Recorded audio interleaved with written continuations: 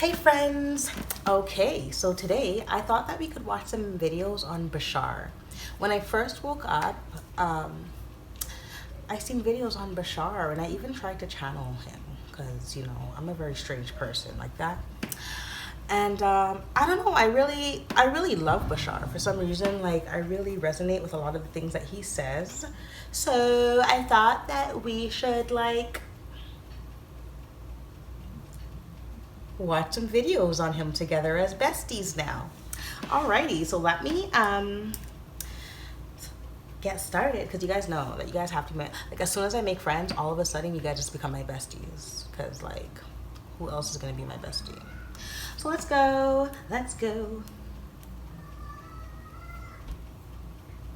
My name is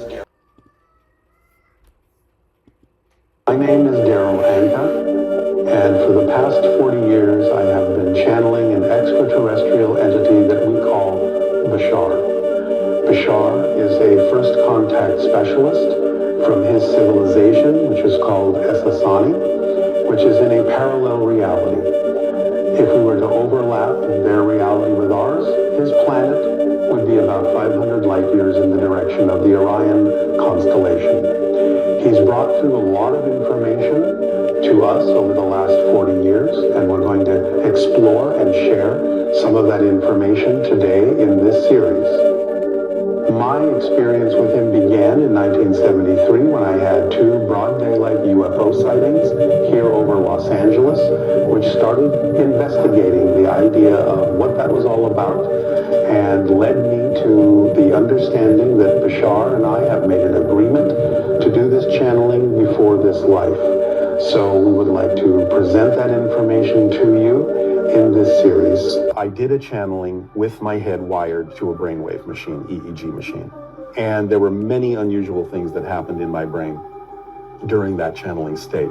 One of the most profound things is that there are certain centers of the brain that are responsible supposedly for processing the personality. During the channeling state, my personality center is shut off. So if I'm not there, who's speaking? So here we have a picture of what disconnects when Daryl begins to channel. And you can see the areas in blue, the functional Brodmann areas, we call them, that are not used when he is channeling. And it appears that he disconnects from his personal sense of self. He disconnects from the experience of pain. Now, what increases when he begins to channel is, first of all, his processing speed. And processing speed is a very interesting phenomenon, because what happens is it develops early in childhood. And by about the age of 5 or 6, and certainly 9 or 10 maximum, we reach a set point. And this set point doesn't usually change during the lifetime. And in Daryl's case, it actually went up when he began to channel. And it increased when he listened. The actual frequency of the processing speed was tuned to an exact frequency all over the brain.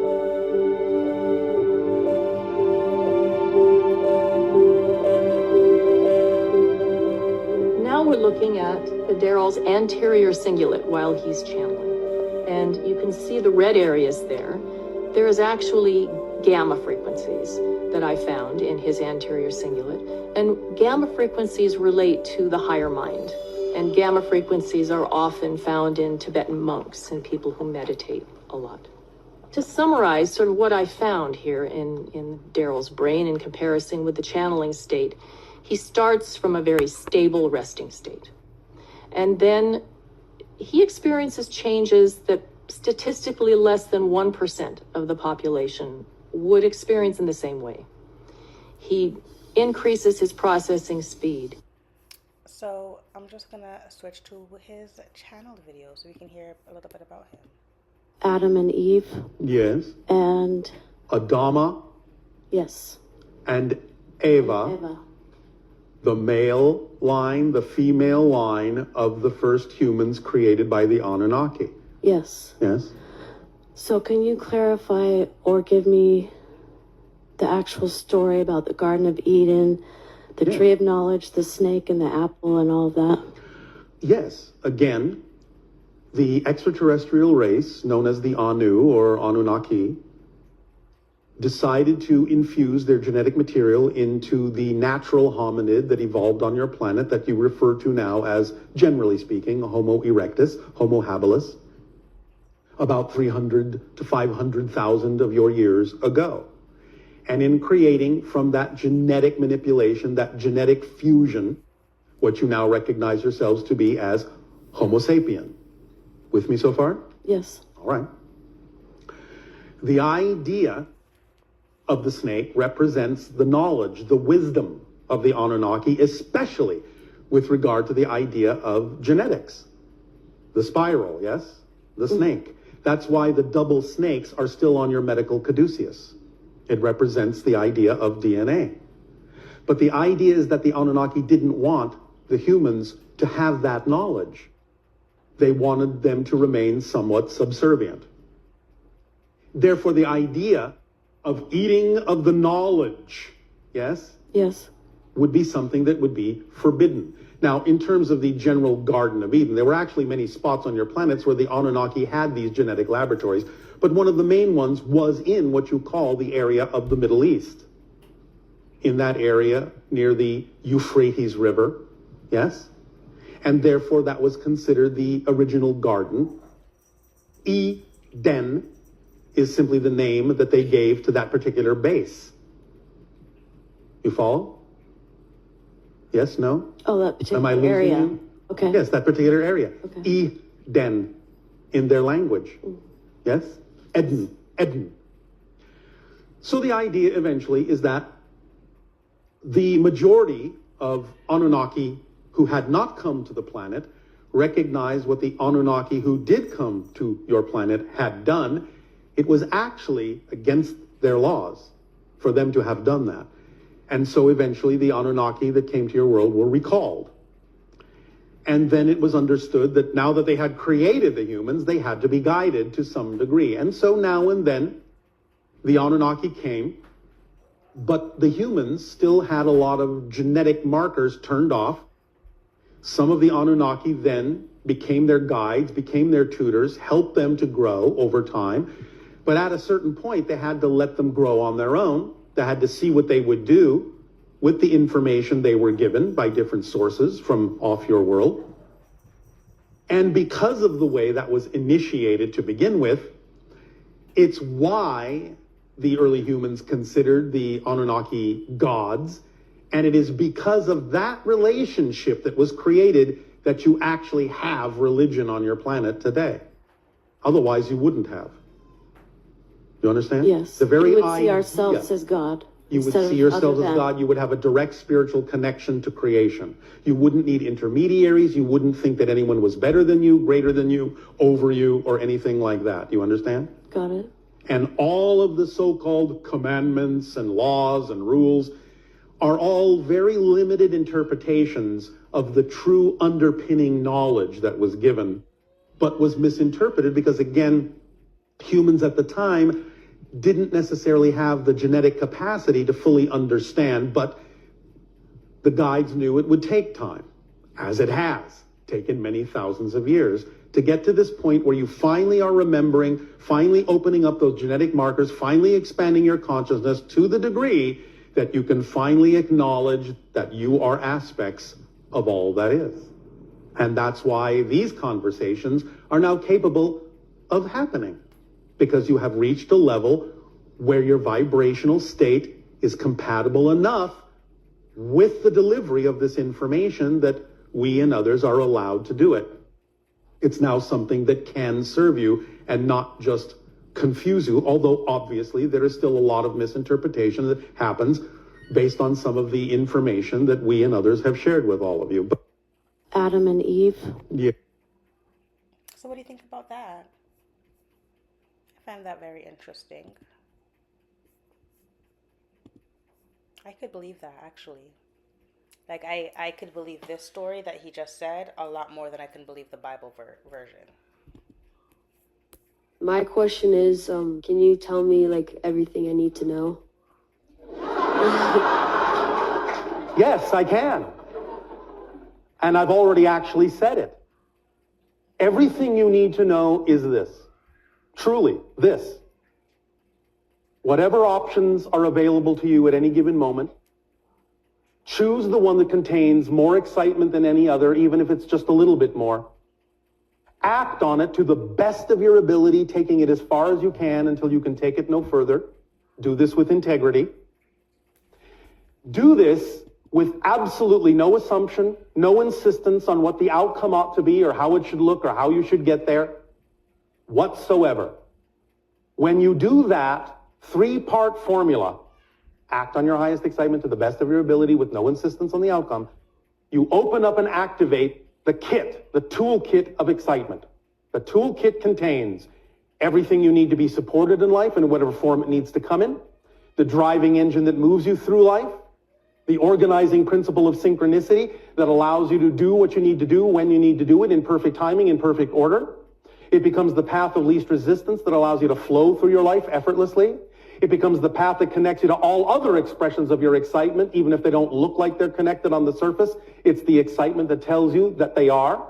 And it becomes the reflective mirror that reveals to you anything within your consciousness that might be out of alignment with that excitement, so that you can identify those definitions that don't work for you and let them go and add their energy to your excitement and continue to expand. And then any circumstance whatsoever, any situation whatsoever that arises from those actions, no matter how it looks, if you give it a positive meaning, you will only get a positive and beneficial effect, regardless of how the situation may have originated, regardless of anyone else's opinion or experience in that situation. That's it. That's all you need to know. Now, many people on your planet choose to complicate things beyond that and make them more difficult, but they don't have to. If they do, then that's their process. But it all comes down to understanding that what you believe to be true, what you define to be true, is how you experience your reality. And that your beliefs generate your feelings, your thoughts, and your behaviors. So anytime you have a behavior you don't prefer, a thought you don't prefer, a feeling you don't prefer, you can always trace it back down the line to something you must believe to be true that you're not aware of. Find out what that belief and definition is. When you identify it, if it's out of alignment with your true self, you will find that it will suddenly be nonsensical and illogical, and you'll drop it and let it go. If you don't drop it, if you still behave the same way, you haven't found the deeper belief yet. Keep digging. That's it. That's all you actually need to know. And one more thing. As you do this, as you move through life in this way, acting on your highest excitement, you will start living more in the present, living more in the moment. And because of that, you will know what you need to know when you need to know it. My question is, can you tell me, like... I love that, Bashar. I love that so much. This transmission is about the 40-year cycles in humanity. These 40-year cycles are typical time frames in which humanity transforms from one paradigm to another. It takes generally 40 years for your society and the new generations to begin to move forward into a new era, a new reality, a new understanding. We cover 3 40-year cycles, starting in your year of 1947, that these cycles are relevant to the concept of the relationship of humanity to the concepts of extraterrestrials, be it literal or be it cultural. So the idea is there have been some things that occur in these 40-year cycles that have to do with creating the relationship literally and physically between humans on Earth and extraterrestrials. And there have been in those 40-year cycles media projects, your films, your television, so on and so forth, that present ideas of humanity's interaction with extraterrestrials, such as your Star Trek, your Star Wars, Close Encounters, so on and so forth. In each of these phases, from 47 to 87, you experience the beginnings of playing with notions of how humans might interact with extraterrestrials should that day come. And now, from your 1987 to 2027, you have done other things that have amplified and accelerated the idea that open contact will occur within that second 40-year phase. And then in your third phase, starting with open contact in 2027, it extends to the idea of humanity ultimately receiving extraterrestrials, blending in your society in a variety of ways, till the point where humanity actually becomes a member of the Interstellar Alliance. These three phases are important in the understanding of the changes taking place on your world right now.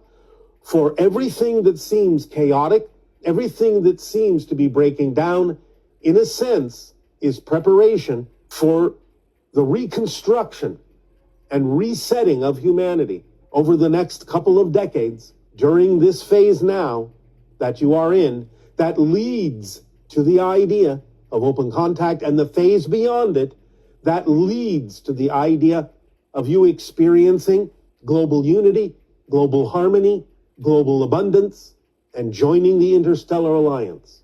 As you allow yourself to study this graphic, allow yourself to realize other things that may have been included within those phases, other movies, other events that had to do with allowing you to become more and more familiar with the idea of open contact, with the idea of interaction with extraterrestrial beings.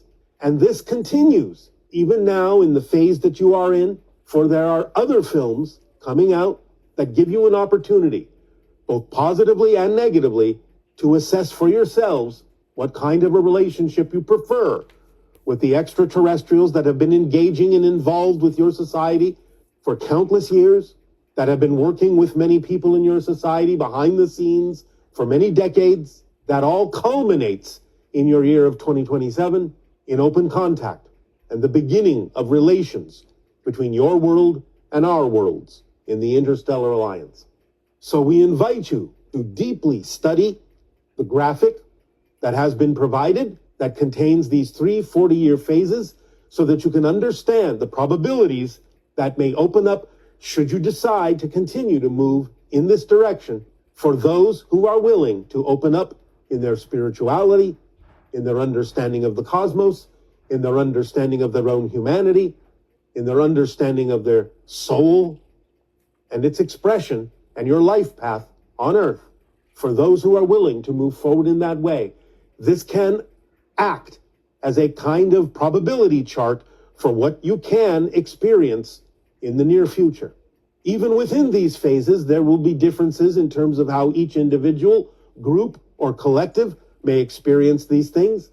For again, it will be done in ways that are appropriate for the absorption by each individual in their own way, their own rate, their own pace. For nothing will be forced. It will be done in a way that will allow you time to get used to these things.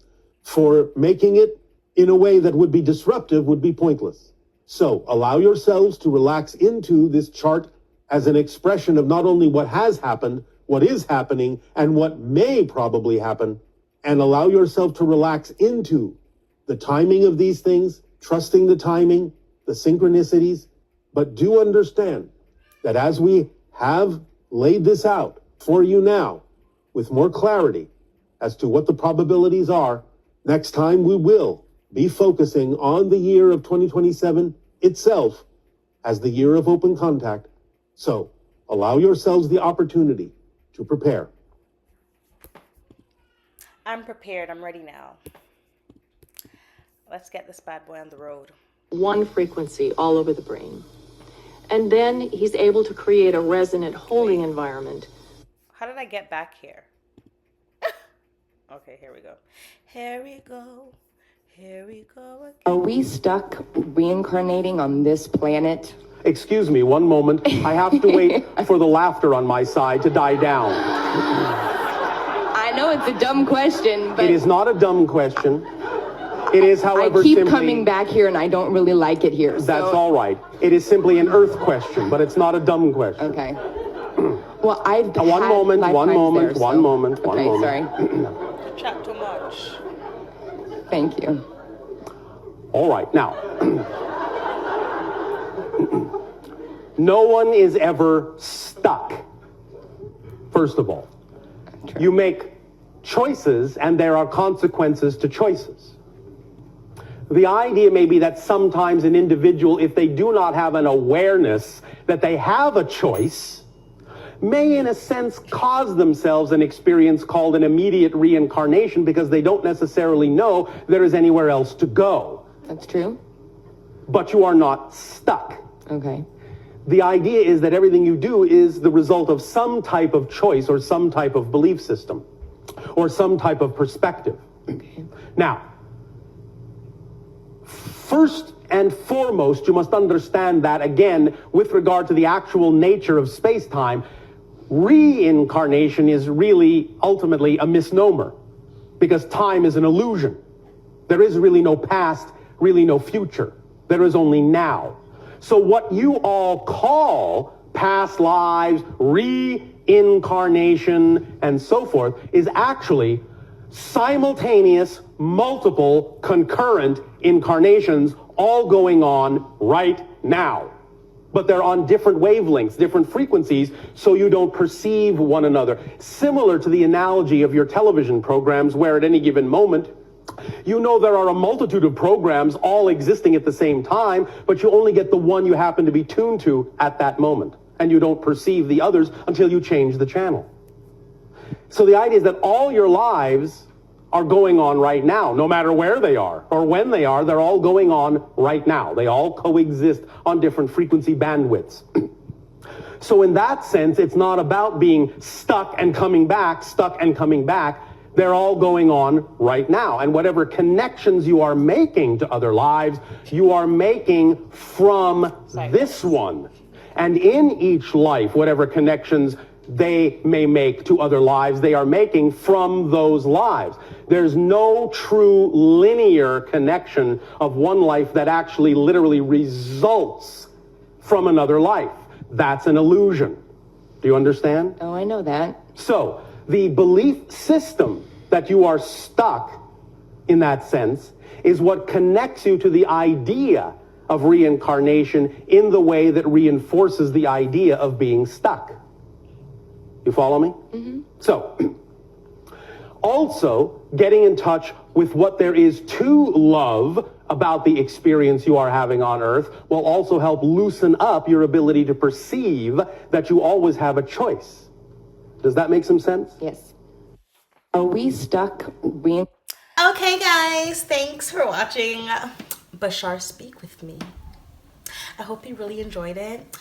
Guys, if you see me randomly laughing, it's because, like, I can't keep focused. Like, my mind wanders, and then I be playing different stories in my mind, and then I'm swaying, and I'm having fun in my mind. I told you guys I was strange, and it gets stranger, because you see how Bashar is coming through, child, let me tell you. I want to start doing channeling videos on my page too, but like, I'm waiting for my friends. Yes. You know what I'm trying to say? Like, I'm getting my page up. Okay, let me just stop. I just can't. These are the things that go on in my head. Like, I just can't stop, okay? So, thanks for watching with me. Have yourself a great day, and thanks for being my friend. Don't forget to like, comment, and subscribe.